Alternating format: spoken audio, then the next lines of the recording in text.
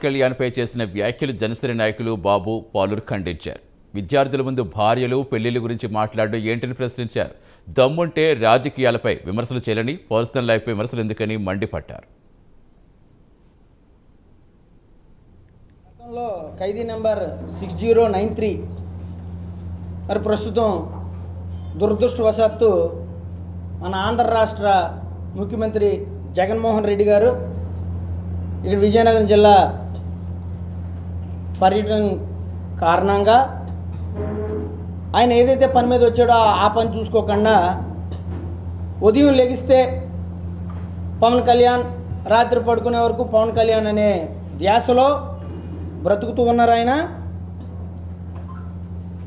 ఏదైతే హిరణ్యకశిపుడు విష్ణుమూర్తిని ఎన్నిసార్లు అయితే తలుస్తాడో ఆ విధంగా ఆయన మా పవన్ కళ్యాణ్ గారిని తలుచుకుంటున్నాడు. అయితే ఆయన మర్చిపోయి ఉండొచ్చు, ఆయన వచ్చినది ఒక ప్రభుత్వ కార్యక్రమం. ఆ ప్రభుత్వ కార్యక్రమం నిమిత్తం ఏదైతే డబ్బులు ఖర్చు అవుతాయో ఆ ఖర్చు మొత్తం ప్రజల తాలూకా సొమ్ము అనే జ్ఞానం లేకుండా అదేదో ఎలక్షన్ క్యాంపెయిన్కి వచ్చినట్టు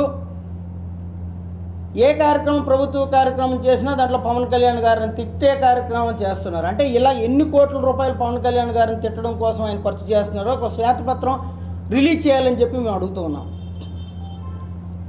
మీరు చదువుకుని నేను 10th class first class student అన్నారు, డిగ్రీ ఫస్ట్ క్లాస్ స్టూడెంట్ అన్నారు. అంత ఫస్ట్ క్లాస్ స్టూడెంట్ అయిన మీకు బడి పిల్లల ముందు ఏ విధంగా మాట్లాడాలి అని తెలియకపోవడం దురదృష్టకరం. ఎందుకంటే పిల్లల ముందు ఎప్పుడు కూడా మంచి మాటలు మాట్లాడాలి, కానీ పెళ్ళిళ్ళ గురించి పిల్లల గురించి ఇంగిత జ్ఞానం ఉన్న ఎవడు మాట్లాడడం అనేది నా తాలూకా అభిప్రాయం. అంతేకాకుండా దత్తపుత్రుడు అని అంటున్నాడు ఆయన. దత్తపుత్రుడు మోదీ చెయ్యగలిగారా? ఎందుకు చేయలేదు? వాళ్ళ దగ్గర మీరు ఎంత ప్యాకేజీ తీసుకున్నారో కూడా చెప్పాలని మేము డిమాండ్ చేస్తూ ఉన్నాం. అంటే గద్దెనెక్కడానికి నోటుకొచ్చినట్టు నాలుగు ఎలా తిరిగితే అలా మాట్లాడడం అది పద్ధత? ఇప్పుడు మీరు పవన్ కళ్యాణ్ గారిని కూడా అదే విధంగా మాట్లాడుతూ ఉన్నారు.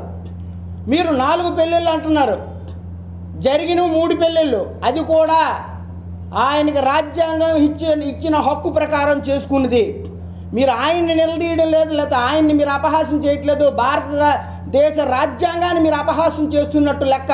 బీ కేర్ఫుల్, జాగ్రత్తగా ఉండండి. రాజ్యాంగాన్ని అపహాస్యం చేసే హక్కు నువ్వు సీఎం అయినా కూడా లేదు నీకు. ఆ విషయం గుర్తుపెట్టుకో. ఎంత అవివేకంతో మాట్లాడుతున్నావంటే నువ్వు నీ ఇంట్లో జరిగిన పెళ్ళిళ్ళ గురించి నువ్వు మాట్లాడట్లే.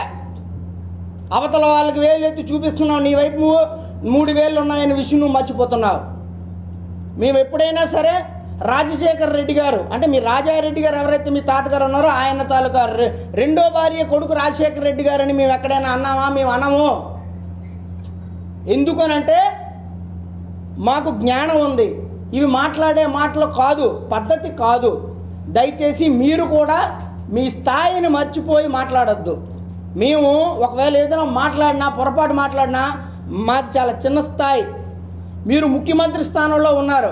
మీరు మాట్లాడిన ప్రతిదీ ఈ రాష్ట్రం అంతా వినబడుతుంది. ఈ రాష్ట్రానికి ఒక దిక్సూచిగా ఉండాల్సిన మీరు ఇలాంటి మాటలు మాట్లాడితే మా బోటి వారు ఇంతకన్నా తక్కువగా మాట్లాడినా అది నేరం కాదనే విషయం మీరు గుర్తుపెట్టుకోండి. ఇంకొకసారి ఇటువంటి చండాలపు నీచుపు మాటలు మాట్లాడే ముందు మీరు గతంలో ఏమేమి చేశారో, ఏమేమి మాట్లాడారో అవి ఎంత